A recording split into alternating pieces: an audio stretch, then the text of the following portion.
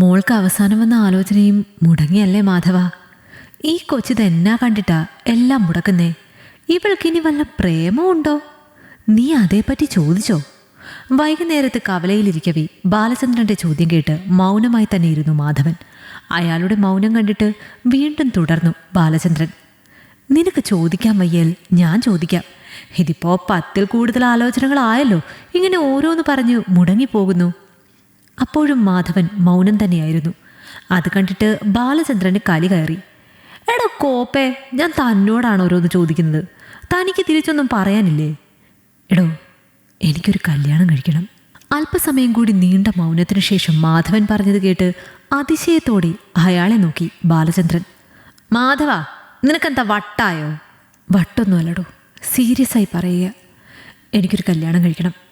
പറ്റിയ ഒരാളെ നീ ഒന്ന് കണ്ടെത്തിത്താ. അയാൾ വീണ്ടും ആവർത്തിക്കുമ്പോൾ പതിയെ എഴുന്നേറ്റു അഭിമുഖമായി നിന്നു ബാലചന്ദ്രൻ. എടോ, തനിക്ക് പ്രായം എത്രയായെന്നാ? കൊച്ചിനെ കെട്ടിക്കാറായി, എന്നിട്ടിപ്പോൾ ആണോ ഈ പൂതി വന്നേ?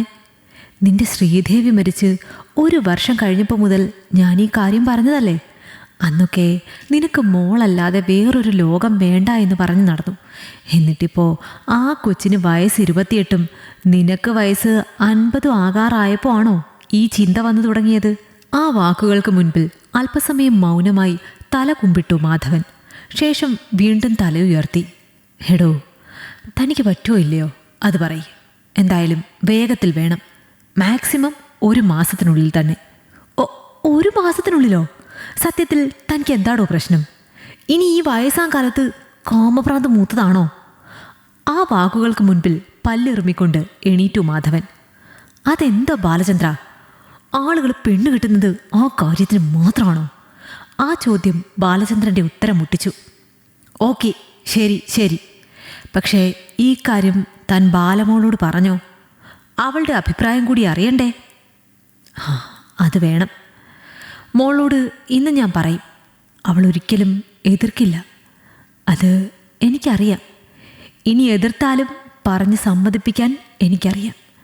താൻ പറ്റിയ ആലോചനകൾ ഏതെങ്കിലും ഉണ്ടോ എന്നൊന്ന് അന്വേഷിക്കേ. അത്രയും പറഞ്ഞ് മാധവൻ തിരിഞ്ഞു നടക്കുമ്പോൾ കേട്ടത് വിശ്വസിക്കാൻ കഴിയാതെ അയാളെ തന്നെ നോക്കി നിന്നു ബാലചന്ദ്രൻ. ഇവനിത് എന്തിൻ്റെ കേടാണ് ഈ വയസ്സാം കാലത്ത്? അല്ല, എന്താ ഇപ്പോൾ ഈ പ്രായത്തിൽ അച്ഛന് പെട്ടെന്ന് ഇങ്ങനെ ഒരു ചിന്ത? ഞാൻ ഇനി അച്ഛൻ്റെ കാര്യങ്ങൾ നോക്കുന്നത് ശരിയാകുന്നില്ലേ? അങ്ങനെ ഉണ്ടെങ്കിൽ പറയണം കേട്ടോ.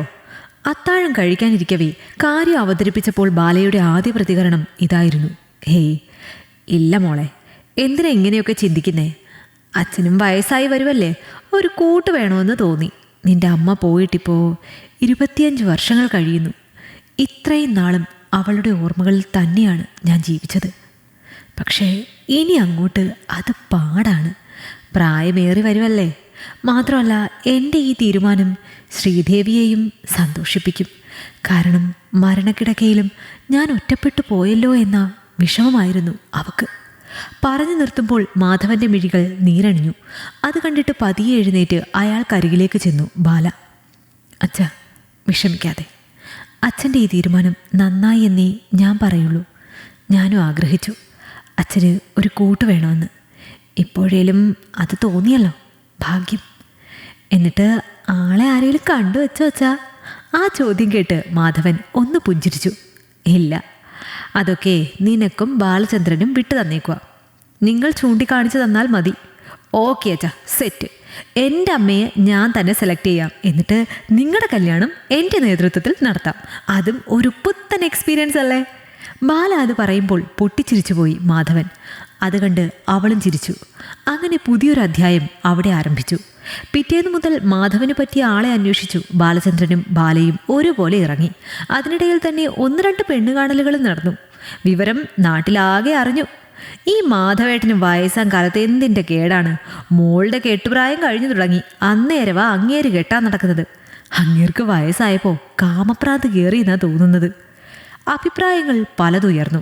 അങ്ങനെ ദ്രുതഗതിയിലുള്ള തിരച്ചിലുകൾക്കൊടുവിൽ പറ്റിയ ആളെ ബാല തന്നെ കണ്ടെത്തി. അച്ഛാ, ആളെ കിട്ടി. എല്ലാം കൊണ്ടും നമുക്ക് പറ്റിയ ആളാ. പേര് ഷൈനി. ആൻറ്റി ആദ്യ വിവാഹമാണ് കേട്ടോ. വീട്ടിലെ പ്രാരാബ്ദങ്ങൾ മൂലം നല്ല പ്രായത്തിൽ വിവാഹം നടന്നില്ല. പിന്നെ വേണ്ടെന്ന് വെച്ച് നിന്നതാ. ഇപ്പോൾ ഞങ്ങൾ അന്വേഷിച്ച് ചെന്ന് ഞാൻ സംസാരിച്ചു. നമ്മുടെ കാര്യങ്ങളൊക്കെ അറിഞ്ഞപ്പോൾ ഓക്കെ പറഞ്ഞു. ഇനി അച്ഛനൊന്ന് ചെന്ന് കാണണം. ഓക്കെ ആയാൽ ഈ മാസം തന്നെ വിവാഹം. അവൾ പറഞ്ഞത് കേട്ട് ഒന്ന് പുഞ്ചിരിച്ചു മാധവൻ. പോയി കാണുമൊന്നും വേണ്ട മോളെ, നിങ്ങൾക്ക് ഓക്കെ ആണെങ്കിൽ എനിക്ക് ഓക്കെ. അങ്ങനെ പറ്റില്ല അച്ഛ, കാര്യങ്ങളൊക്കെ മുറയ്ക്ക് തന്നെ നടക്കണം. ആളെ നമുക്ക് ഒന്ന് പോയി കാണണം, എന്നിട്ട് തീരുമാനിക്കാം. അച്ഛൻ എൻ്റെ കൂടെ വന്നാൽ മതി. ഞാനെല്ലാം പ്ലാൻ ചെയ്തിട്ടുണ്ട്. കാര്യങ്ങളെല്ലാം ബാല തീരുമാനിച്ചു കഴിഞ്ഞു എന്ന് മനസ്സിലായതോടെ പിന്നെ എതിരൊന്നും പറഞ്ഞില്ല മാധവൻ. പിന്നെ എല്ലാം പെട്ടെന്നായിരുന്നു. പെണ്ണുകാണലൊക്കെ കഴിഞ്ഞു. ഒടുവിൽ രജിസ്റ്റർ ഓഫീസിൽ വെച്ച് മാധവനും ഷൈനിയും വിവാഹിതരായി. ബാലയും ബാലചന്ദ്രനും കൂടിയാണ് എല്ലാ കാര്യങ്ങൾക്കും മുന്നിട്ട് നിന്നതും. അച്ഛനിപ്പോ ഹാപ്പി അല്ലേ?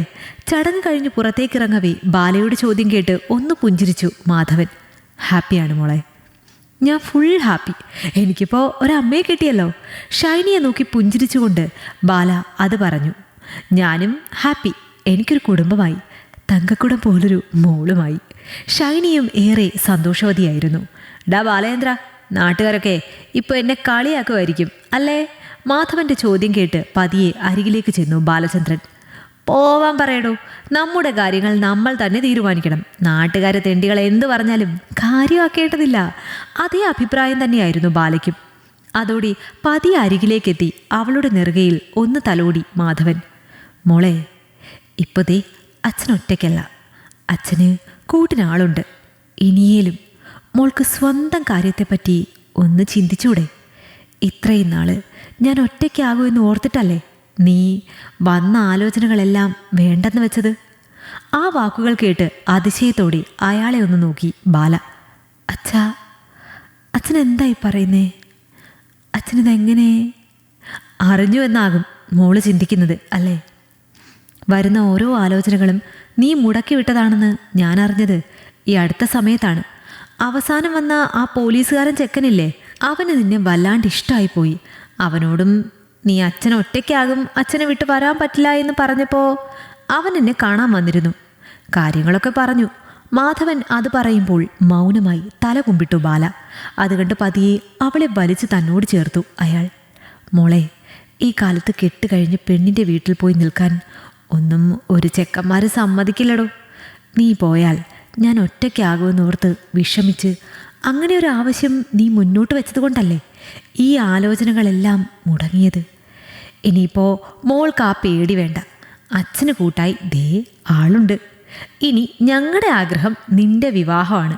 മോള് അതിന് സമ്മതിക്കണം. മറുപടിയൊന്നും പറഞ്ഞില്ല ബാല. നിറകണ്ണുകളോടെ അച്ഛൻ്റെ മാറിൽ മുഖമമർത്തി അവൾ. മോളെ, നീ തങ്കമാണ്. നിന്നെ മോളായി കിട്ടിയ ഞാനും ഭാഗ്യവതിയാണ്. മോള് പേടിക്കണ്ട. നിന്റെ അച്ഛനെ ഞാൻ പൊന്നുപോലെ നോക്കിക്കൊള്ളാം, ഒരു കുറവും ഇല്ലാതെ. ഷൈനി അത് പറഞ്ഞുകൊണ്ട് പതിയെ ബാലയുടെ നെറുകയിൽ തലോടി. ഒക്കെയും കേട്ട് ബാലചന്ദ്രനും നടുക്കത്തിലായിരുന്നു. എന്താടോ ചങ്ങായി, ഇപ്പോൾ കാര്യം മനസ്സിലായോ?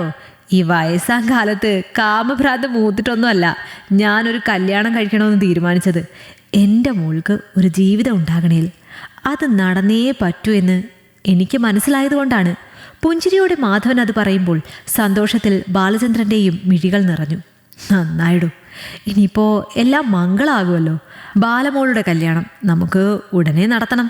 നീ പറഞ്ഞ ആ പോലീസുകാരൻ ചെക്കനെ ഉടനെ നമുക്ക് പോയി കാണാം. അയാളുടെ ആവേശം കണ്ട് മാധവനും ചിരിച്ചുപോയി. അപ്പോഴേക്കും ബാലയുടെ മുഖത്തും നാണം തെളിഞ്ഞിരുന്നു. എന്താ മോളെ, നാളെ തന്നെ പോകട്ടെ ഞങ്ങൾ ആ ചെക്കനെ കാണാൻ? നിനക്ക് ഓക്കെ അല്ലേ? ആ ചോദ്യം കേട്ടവൾ പതിയെ തലയാട്ടി. അവൾ ഡബിൾ ഓക്കെ ആണടാ. അപ്പോൾ നാളെ തന്നെ പോയേക്കാം. ബാലചന്ദ്രൻ അത് പറയുമ്പോൾ എല്ലാവരും ഒരുപോലെ പുഞ്ചിരിച്ചു. അവരുടെ ജീവിതത്തിൽ പുതിയൊരു വസന്തം തെളിഞ്ഞു. ഈ കഥ നിങ്ങൾക്കിഷ്ടമായെങ്കിൽ ലൈക്ക് ചെയ്യൂ. നിങ്ങളുടെ അഭിപ്രായങ്ങൾ കമന്റായി രേഖപ്പെടുത്തൂ. കൂടുതൽ കഥകൾ കേൾക്കാൻ ഈ ചാനൽ സബ്സ്ക്രൈബ് ചെയ്യൂ.